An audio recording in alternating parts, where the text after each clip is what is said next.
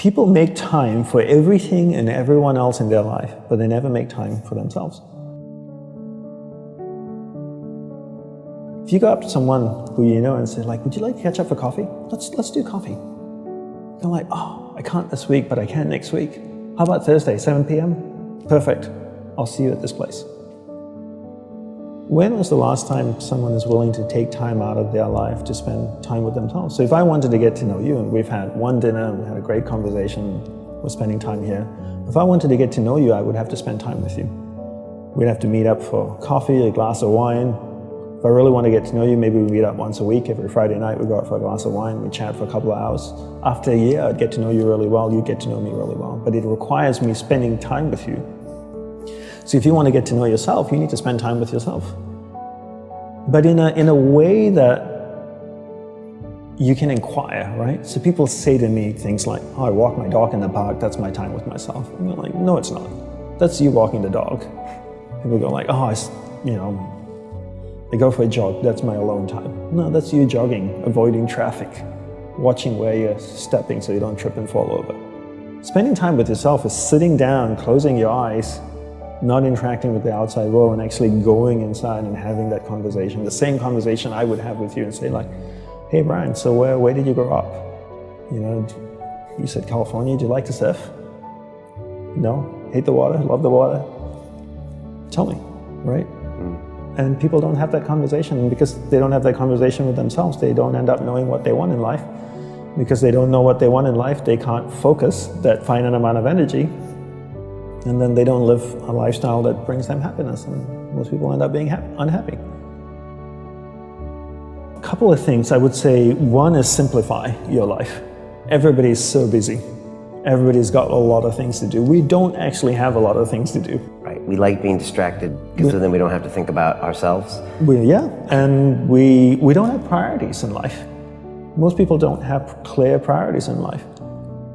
You know, for me, my goal is to simplify my life, simplify the number of people in my life, and simplify the number of things in my life. We only have a finite amount of energy each day, right? But every year, we have more people in our lives. Is that a fair statement? More Facebook friends, you have more people you're connected with, but your energy stays the same. So that's not a proportionate growth.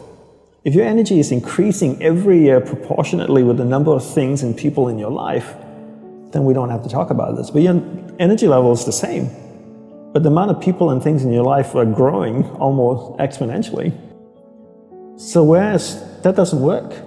So for me, it's always about simplifying first the people and things into your life, into who and what's most important, taking that finite energy that you have each day and focusing. Second step is learning how to focus and concentrate that finite amount of energy into the people and things that truly matter.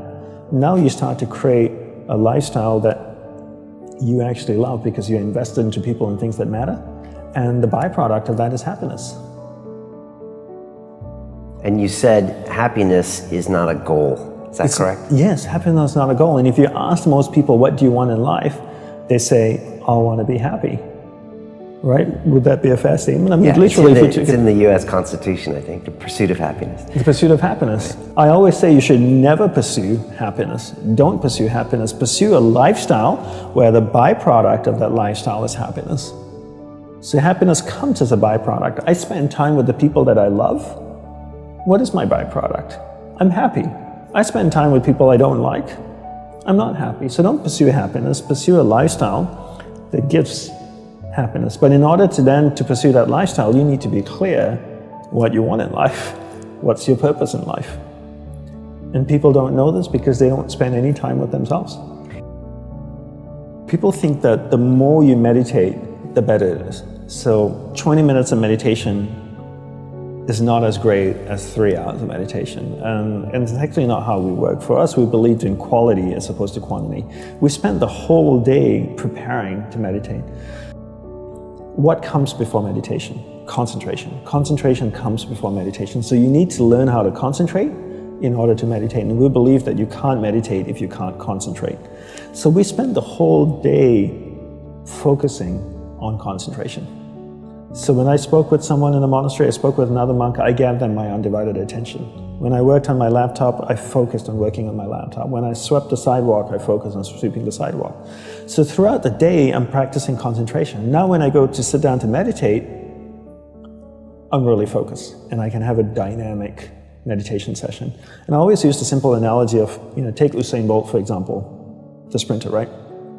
I don't know much about him except he won 3 gold medals, fastest man on earth from Jamaica.